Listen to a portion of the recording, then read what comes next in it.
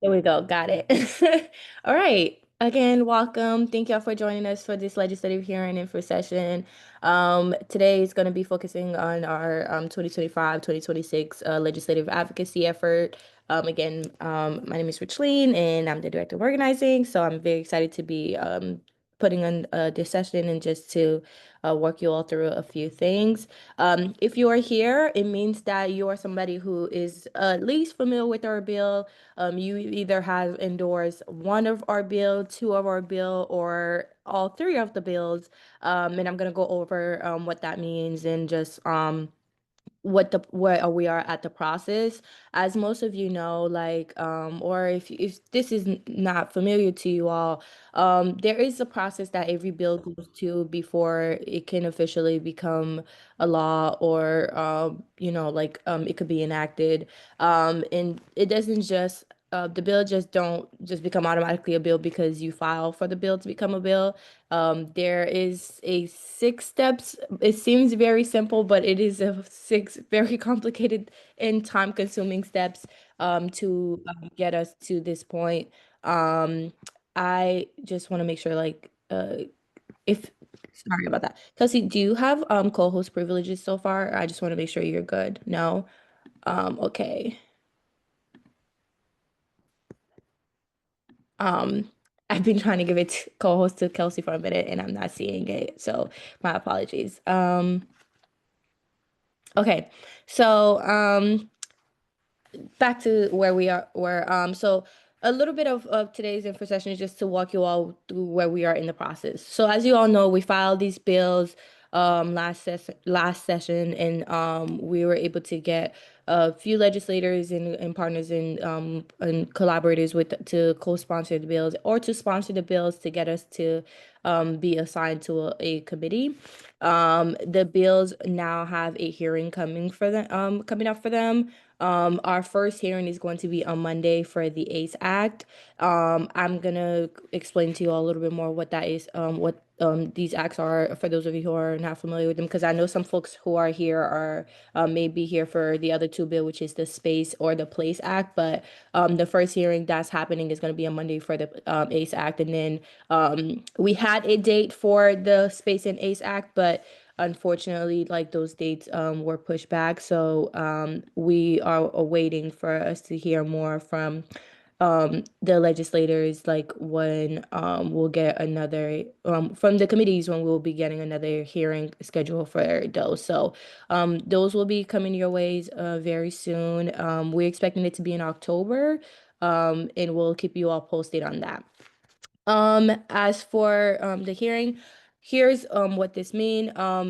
As simple as possible, the hearing is just an opportunity for the public to share stories and to share with legislators why they should be supporting this bill and why they should be moving it to the final stages of the process, like all the way to make to the governor's desk. This is an opportunity for you as a supporter and endorser of this bill, whether it's your organization endorsing or you individually endorsing, to share your why. We all know why we filed the bill at Mass Creative, and we're are passionate about every single bill that is in our legislative agenda for the year. But it's not enough for them to just hear our team why these bills are important. It's also really, really crucial for them to hear from you all why these bills are important, what impact passing these bills will have in your lives. We want to teach you all a little bit today of like how to craft that storytelling piece and sharing with these legislators like your why. Because again, like it's what moved them toward making toward actions, and that moved them to get these bills to advance to the final stage. So a hearing is just an opportunity to do that. I know it can sound a little bit intimidating because sometimes when people hear hearing, they imagine just like them like sitting in front of like a group of legislators and being asked tough questions, and it's not like that at all. Our legislators are quite friendly, and they will have some questions that they will ask to make sure that like they understand your stories, but the thing they look forward to the most is just like hearing from you and just understanding your stories and the impact that you're looking to have to see happen if the bills were to become a law. So that's just simply what a hearing is. So I'm so after the hearing, there's a few things that will happen, and I'm gonna tag team Kelsey for this slide as well. Once the hearing happen, a committee will have the opportunity to vote on their chamber. So what this means is that like um if this is assigned to the like let's say if one of our bill is assigned to the tourism committee, they'll have the opportunity to vote on their individual bills, and then have that, and then the process will continue to move on where the House will have the opportunity, will have 60 to 90 days after the hearing to make a recommendation to on the bill, and then the Senate will also have their own individual timeline to make a recommendation on the bill. And then once JR 10 deadline happen, which will be the first Wednesday of the calendar year, so by December 3rd, we will know what's happening with the bill. So the bill can either be moved to the next step or it could be sent to study, which is basically the legislator's way of letting us know that they will not be moving with the bill for the legislative year, for the remainder of the legislative year. So that means like there's some tweaks that might be need to be made to the bill for us to get it to be able to advance to so that way like we can remove it out of study. But study is basically where they're letting us know that the bill will not be moving forward. I'm gonna let Kelsey speak a little bit more about the Joint Rule 10 policies just because they have changed a little bit and there's just a little bit more context that she can provide from her experience working in the State House as well. Yeah, thanks, Richleen. So just as a little bit of a higher level overview, each session, the House and the Senate agree to joint rules, and that just means that that is the roadmap by which they are both going to operate for the session. Joint Rule 10 is a part of that, which is just the deadline the committees use to, it's a little bit of an arbitrary deadline, but it is their self-imposed deadline to make sure that they are working through all the bills, reviewing all the bills, and then ultimately making recommendations on them on a timely basis. In the past, Joint Rule 10 has usually been in early February of the second year of session, giving advocacy groups or individuals a bit more time to have those meetings with committee chairs and committee staff and their legislators and try to advocate from within the state house.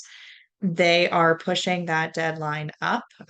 So, what this means, practically speaking, for us is that whether it's the ASAC hearing that's happening on Monday or the other hearings that are happening in the next month, we should anticipate as advocates having about 60 to 90 days after those hearing dates to have those conversations with committee chairs, to talk with our elected officials, and to try to gain some sort of traction within the state house before they ultimately make some recommendation on these bills.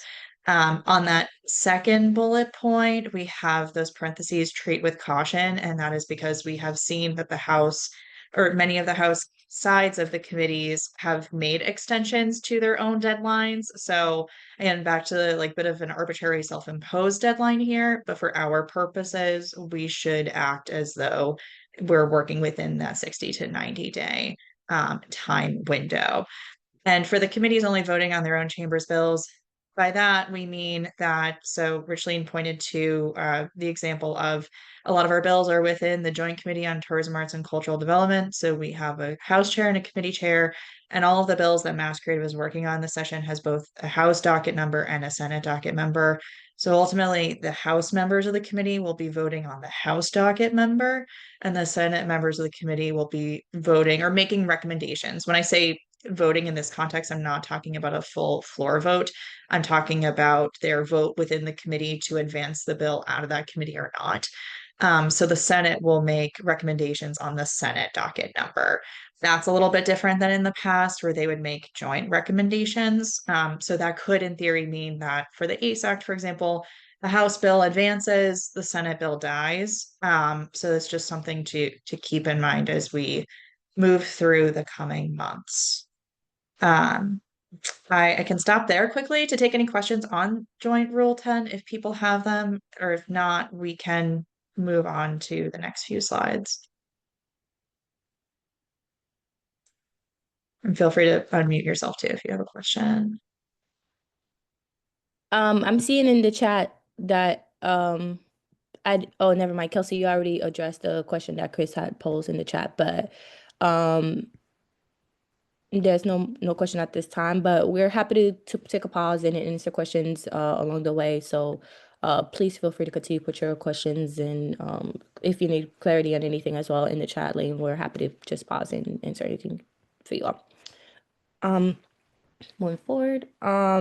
So for most of you who has like got the opportunity to take a look at our amazing and beautiful website, you will see that we have a creative sector agenda that we are operating on for this year. That includes the ACE Act, which is the first act that we discussed. We'll be having a hearing this upcoming Monday. And then we have the Creative Space Act. So the ACE Act, excuse me, the ACE Act, as you all can see, is an act to improve accessibility in the creative sector. And then we have the Creative Space Act, which is an act to grow and maintain space in cities and towns for the creative economy. And then the Place Act, which is an act to establish a program for local art and community engagement. Again, like for you all who are here for this meeting, that just means like you have endorsed at least one, two, or all three of these bills and are very strong supporters of them. And we really appreciate you all supporting and being here and advocating for these bills. I'm gonna, Kelsey, I'm gonna let you take lead on these next couple ones. All right. Um, so I'm also noticing on this call that there are certain people here who have testified on some of these bills in the past. So I want to say thank you. And as we go through this presentation, if you remember anything from last session that you found helpful in preparing to testify or submitting written testimony, please also feel free to add that to the chat so we can all learn together. But especially for anyone here who has never testified, it can feel like an intimidating thing to do and does not need to feel intimidating. And I hope that over time you'll feel more comfortable doing it because this is an essential part of the legislative process. But we're going to break it down with just sort of the three steps that we're really asking for from advocates in the coming weeks surrounding these bills.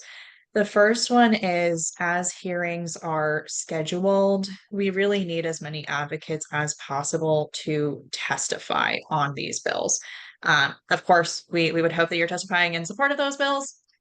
If you're not, that is your own prerogative. That is within your right. You can also, as you testify, maybe share support for parts of the bills and concern for others.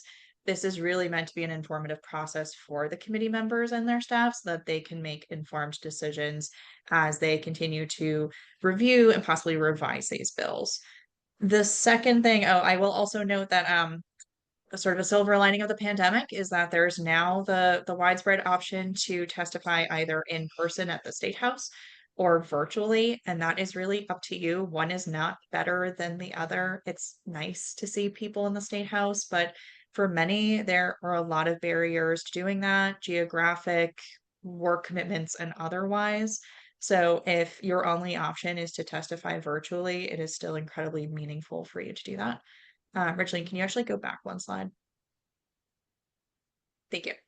And then to run through the two other things we're asking for advocates right now. So the second is to submit written testimony. We'll get into sort of the nuts and bolts of testifying at the hearing and submitting written testimony.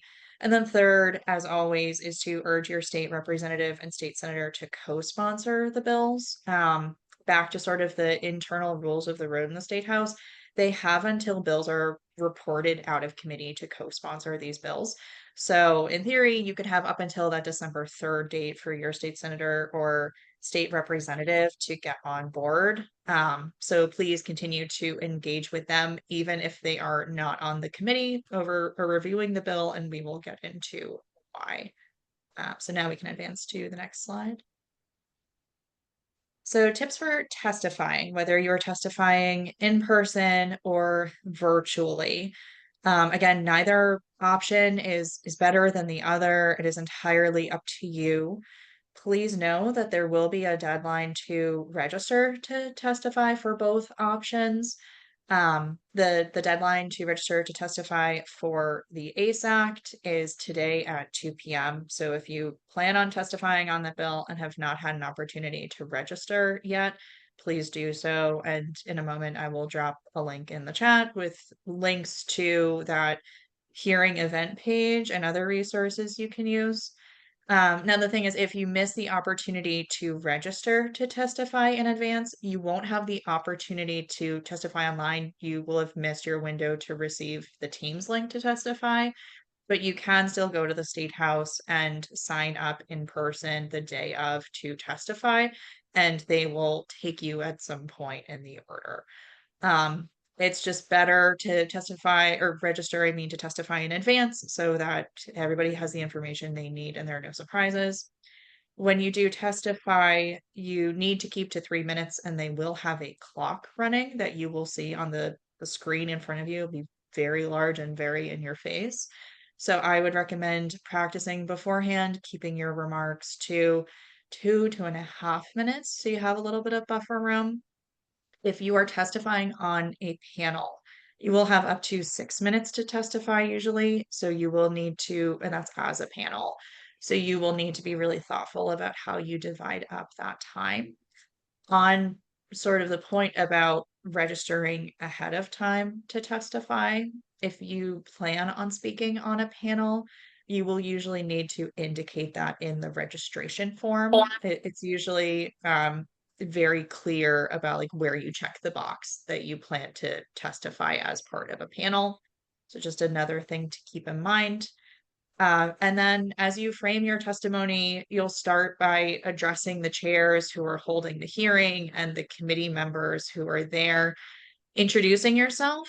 I think it's really helpful to also introduce where you are testifying from in the state. So I'm Kelsey Road. I'm the Director of External Relations at MASSCreative.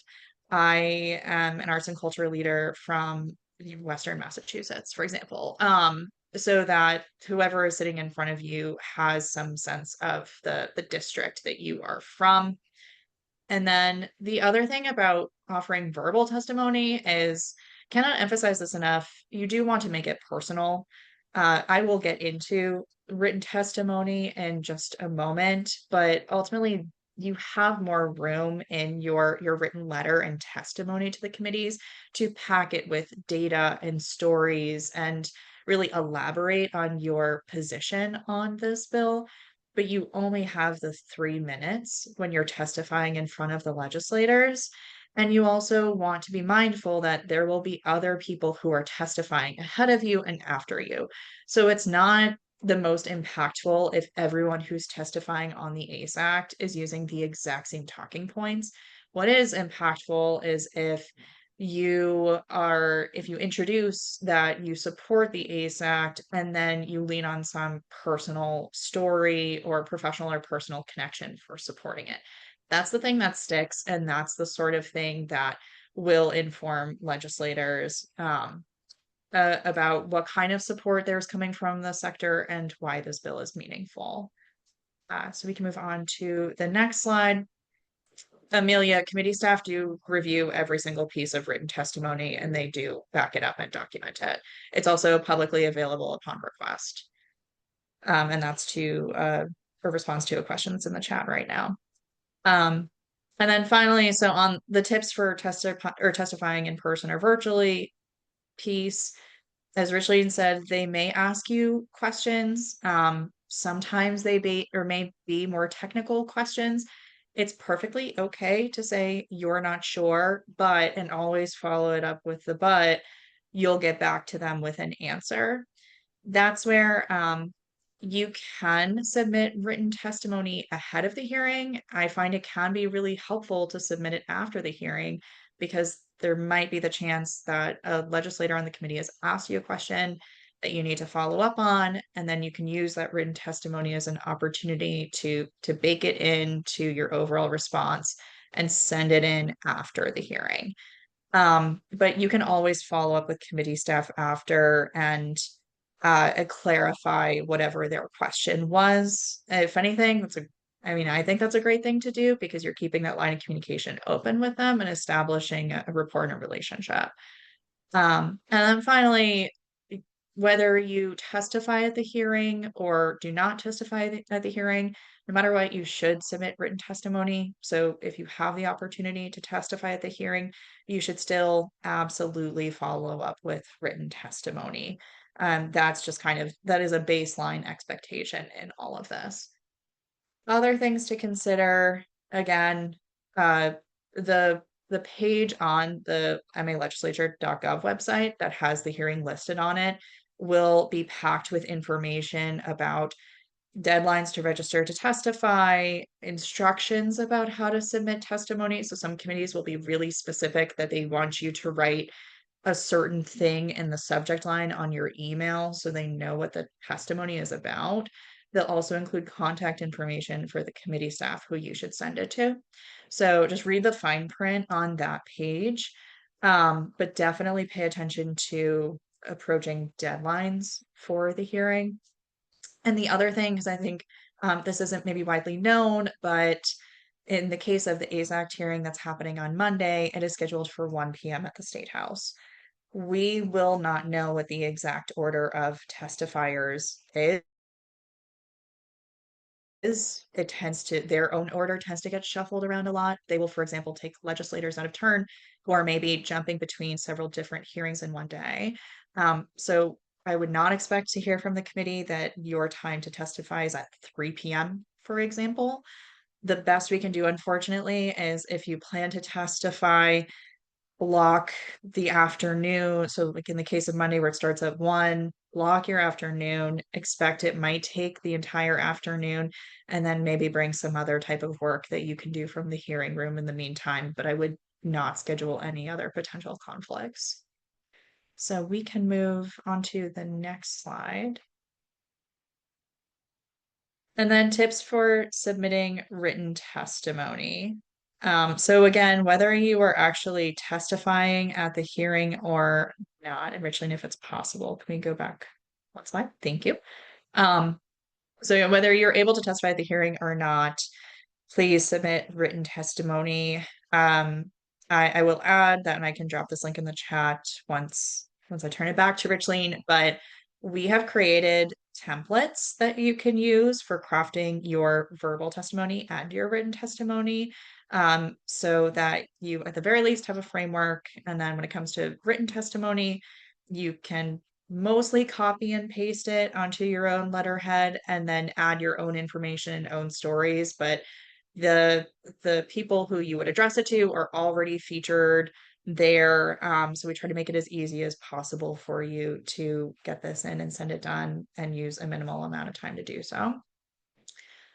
So you will again want to address it to the relevant chairs and the committee. You'll want to make it as obvious as possible at the start of the letter what you're writing about and whether you support or oppose it. So I would put it right in the subject line. And then even in your first paragraph, my name is Kelsey and I'm writing on behalf of MASSCreative to express my support for the ACE Act, because I forget what the exact number and bill title is off the top of my head, but that's how I would frame it. This again is your opportunity. You have more space here to be able to really build a strong case for your position. So talk a little bit about the data, especially if you're coming from a cultural organization and you have data on audiences or your economic impact in the region, definitely include that kind of information. But don't forget to make it personal and talk about the human side of why this work is important to you. You have the space to do it, so you might as well use it. And then again, pay attention to important deadlines about and instructions about submitting testimony.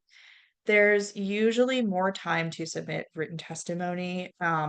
So I would just double check that hearing event page to make sure there's not a hard and fast deadline to submitting written testimony.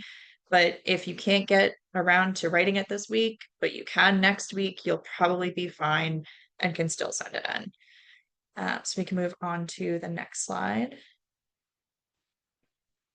Okay, and then we talk about this a lot as just sort of the one of the bread and butter ways to advocate for policies is asking your state representative and state senator to co-sponsor bills. They still have time to sign on as co-sponsors, and how this can be helpful is even if your state rep or state senator is not on say the Tourism Arts and Cultural Development Committee, I'm sure that they are doing business with members of the tourism committee.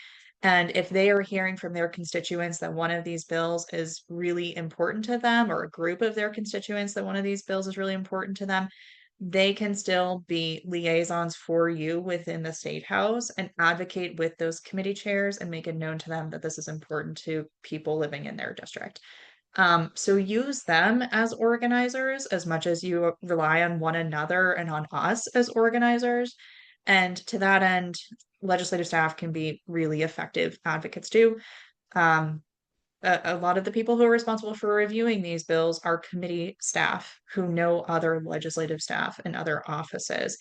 It can be very easy for them to have just passing conversations about, yeah, I heard from this constituent about this thing, and this project is really important to us in our district. And the committee staff will take that into consideration. So continue to follow up with them and make sure that you're engaging with them about these bills. And this is also maybe not a widely known thing, but one of the easiest ways to find out if your legislator is already co-sponsoring a bill is to use the malegislature.gov website, so our state's website. You can pull up the bill number on that website, and you'll see that there's a tab there right around the section where it shows you where the bill is moving. If you check the petitioners tab, it will list all of the active co-sponsors, and that information is pretty up to date. So if you see your legislator's name there, you can trust that they are co-sponsoring the bill. If you don't see it, they're probably not co-sponsoring the bill. Um, so unless there are any questions about the last few slides, I am going to turn it back over to Richleen. Thanks, Kelsey. I'm not seeing any other questions in the chat at this time, but let's see. Amelia, yes, we're gonna put so Kelsey had put earlier in the chat the creative sector agenda. If you click on it, like it will have like all of our bill numbers, both for the Senate and the House in it. So that's like an easiest way to find that. Great. All right. We just have like a couple of like more slides and then that will be it for the presentation portion of this, and then we'll open the floor up for you all who may have additional questions. Um as um as you all know, like MassCreative itself is a nonprofit, and I know like a lot of you all are nonprofit leaders in the sector, and a lot of time there's like a lot of hesitancy in regards to like what nonprofits can and cannot do as it relates to supporting um legislative agendas and just like advocating. Well, we have like individual sessions where we go more in depth about like the do's and don'ts for nonprofit. We just want to share a few recaps here, just to help you all know like what you all can do as leaders, like especially as like nonprofit leaders, that is well within your realm of things that are will not get you in trouble, and you can continue to serve your individual communities and yourselves without feeling any like fear whatsoever. As you all know, like a huge part of nonprofit work is staying nonpartisan, which means like not supporting political campaigns, activities, and not having conversation with legislators on like your nonprofit endorsing if they support X, Y, and Z bill. That is completely forbidden and is not allowed. So if you are trying to pursue a legislator to support a bill, make sure that you're sharing your why and you're sharing your story and you continuing to talk about the key points that we highlighted that makes more of an impact, and try to avoid anything that is like campaign related. Don't try to exchange favor, like saying that you're gonna donate or like you'll endorse or any of that stuff, because that is not the way to move forward and to have these legislation move forward. Um, Lobbying your legislator is absolutely allowed, and we strongly encourage lobbying here at Mass Creative. It is one of the best way to influence decision making in the state house, which is just going to your legislator and either having a conversation with their staffer or them if you have access to them, and just continuing to share like as much as possible, like the bills and as much accurate information as you can. As Kelsey mentioned, like having a conversation with the staffers are just as important as having a conversation with the legislators. Oftentimes, folks think the only way to make impact is to have direct conversation with the legislators, and while we understand that, we want to remind you all as well, like these staff members work with these legislators like on a like 8 hour basis, like 40 hours a week. So they know them really well and they know their platform and their policy really well. So um, talking to them and having conversation with them and keeping like that grassroots lobbying going is definitely the right way to move forward in terms of like how to make impact and have influence with your legislators. And then obviously like using your platform to educate, because it's not just enough for you all to just be here as endorsers and supporters of these bills and like doing the piece to keep these bills moving forward, but also sharing with your network, sharing with the public, sharing with your newsletters, and just keeping folks informed and bringing more support to these and attention to these bills is also like a really great way of keeping them moving forward, because the more support we build for these and the more we share information and we have folks understand what our platforms are, the better it is to just continue to have that relationship with legislators where they see the importance and the impact of these bills. So these are some of the things that we encourage you all to do, and some of the things that we also encourage you not to do as you are continue to advocate for these platforms, for these bills. All right. So a little quick summary for that. Nonprofit can testify on bills and participate in legislative hearing, and you absolutely should. You can absolutely, especially like if you want to submit a written testimony on the ACE Act, you absolutely are, and you are a nonprofit who often works with members of the disability community or those who need a little bit more accessibility. You can absolutely testify to how this bill will impact your work as a nonprofit in the work that and how it connects to your mission statement and the work that you're looking to do, and how the impact you're looking to have. So you can absolutely do that, and we do encourage you to participate in the legislative process and to submit a testimony. And we do have like nonprofits who have endorsed a lot of our bills. We also have a lot of individuals who endorse a lot of our bills. So it is absolutely a part of the like legislative process, and it is something that we strongly encourage you all to do here. Some housekeeping before we in the presentation to answer any leftover questions.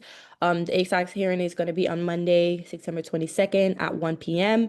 The deadline to register to testify is in 30 minutes, so it's going to be at 2 p.m. today. Kelsey is going to drop the link for you to register on there. If you would like to submit a written testimony, we also have a lot of toolkits that we have prepared for you all with language and to help you get started in sending those testimonies out. Again, whether or not you testified in person or virtually does not make a difference as long as you are able to testify and share your story with the legislators. That is the most important thing. And Creative Space and ACE Act, there's going to be a hearing coming from them as well. And as soon as we are able to give you all the information, we will share with you all. Unfortunately, like we can't project, we can't assume when it's going to be too early. But as soon as we find out, we will let you all know so that way you all can join us. Also, like for those of you who received an email about this info session, we're going to have a second one. It's going to be the same information, so there's no need for you to join that second one. But we really appreciate you all being here, and we're happy to answer any questions that you have. I'm going to stop sharing my screen so I can see all of your beautiful faces and answer any questions you all have. If I can also jump in, and then Amelia, I see you have your hand raised. Um, Chris, you have a question in the chat. I think it might be a little bit easier to just address that this way instead of typing back.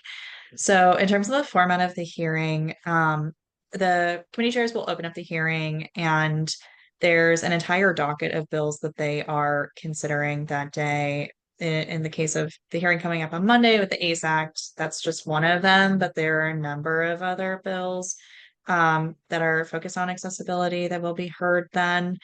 They I wish I could tell you that there would be advance notice for testifiers, and unfortunately, there won't be. They do a lot of, as I was saying before, They will take people out of turn depending on, like, sometimes the governor will come and testify, and they'll stop everything to make sure that she gets to testify once she's in the room. Same thing with other legislators who are the bill sponsors, like, they'll kind of halt everything else so they have an opportunity to testify when they are available to do so. So they don't always work in a precise order of the bills. My suggestion would be, especially if you are testifying virtually, I would just keep that Teams link open and work on something on the side until they call you up. If they miss you the first time because you're like, you're using the bathroom or something and you miss that call, like, they will call again at some point. So it's not like you've missed your only shot to testify. They won't call many times, so I would still stay close to your monitor, but they won't give you any additional heads up about, like, you're testifying in 10 minutes. Be ready. So how Emily, do about you still have a question? Because I know that you had your hand up for a while. Thank you. Yeah, I did. Forgive me if I'm being ignorant here, but since so many art organizations use churches for their venues, can churches apply for these grants? well, the grants don't exist yet. So there's yeah, so there's Is that the idea, though? it would depend on which grant you're talking about. For all of the grants, we have pretty broad definitions, but none of them are specific to churches. If there are arts organizations that are operating out of church spaces, then there might be room to apply. But within all of these bills that would create grant programs, part of what is included is that they all have commissions or people who would be responsible with creating grant eligibility and criteria. So that would be more on the implementation side once it is passed, but it would be up to people who are operating at both the statewide and the local level to decide who exactly is eligible. So that's just not information that we would have available for you right now, unfortunately. But it's not an absolute no. I did also notice that, Emily, you unmuted yourself, so I don't know if that there's more you wanted to contribute to that. No. Nope. Cool. Margaret, I saw that you also had your hand raised. Just, I guess, an etiquette question. If you do have to drop off the meeting because you have another event that you have to do within that time frame and you're not called in the time frame that you're on, is there anything that you should do, or you just kind of quietly drop off and then you make sure that you submit your written testimony? That's exactly it. Okay. Yeah, I mean, the other thing you could do is you could always request a meeting with your legislators or even with the committee chairs afterwards or their staff, so that you still have an opportunity to talk with them privately about the bill, just without doing it at the hearing. Okay, thank you. That's helpful. Mm. I also just want to reiterate something that Kelsey said earlier, which is written testimony. First of all, written testimony can be as long as your heart desires. If you want to write a 100-page manifesto, go right ahead. You only have 3 minutes for your remarks. So I always encourage folks and always think about, like, what are you going to use those 3 minutes for, where you have the whole committee that is going to, like, help them better understand this issue. And, we know that heart storytelling is often much more persuasive than the head storytelling in most cases. So you can use the written testimony to do sort of a larger data talk or a more technical talk, and use your 3 minutes of actual hearing testimony to underline specific points or pull up specific stories. So I just want to, like, throw that out there. And then also, you can submit your written testimony before Monday. Like, if you are an amazing eager person and you've already written it, like, submit it now, because in some cases they can have that testimony in front of them. In some cases they may not, but that is also something to also consider. Okay. Just want to recognize that Maureen asked in the chat about whether or not you can watch hearings virtually, even if you are not testifying.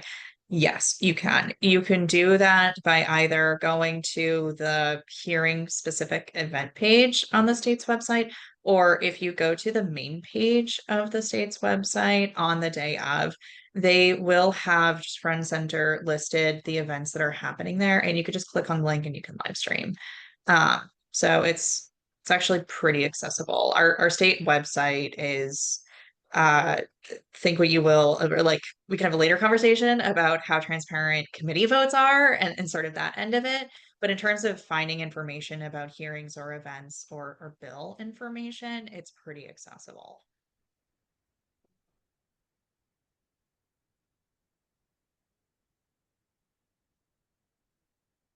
Do we have any other questions or anything else we can clarify for you all? I know there's a lot that was put in the chat.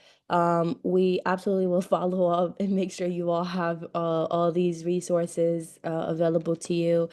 There's been a lot of emails sent from Kelsey the last couple of days in regards to the upcoming hearing, as well as just some toolkits for you to access. Again, like our toolkits are can be used for any of the bills, and it's not we try to keep it specific to some so that way like we can make sure that you can access them and can you don't have to spend too much time looking for them. But if you look for the legislative agenda link that she put in the chat, you should be able to access it. We will send you all of the information that you need, but we also on standby if you have any question, you can send question to these following emails, especially like the let me see if I can share the screen one more time. Let me see. Actually, I'm gonna put it in the chat for you all to be able to see. Yep. If you send an email to info@masscreative.org, or if you send it to rcadet@masscreative-org, or kroad@masscreative-org, and Emily's the same thing, which is ereddick@masscreative.org, we will all be able to access it. But if you send it to info, like it will come to all of us in some way, shape, or form. So we want to make sure like you all know like you can access us at any time. If you are going to be joining us on Monday, please let us know. We'd like to make sure like we connect with you all a little bit ahead of time and can be in the hearing room together. So if you're gonna be joining us on Monday, let us know. Even if it's virtually, like we just love to know like who's gonna be there and how we can support and continue to cheer you all on. So thank y'all for being here. If no one else have any question, I'm gonna give you 15 minutes of your lunch time back. But I appreciate spending the afternoon with you all and sharing some information.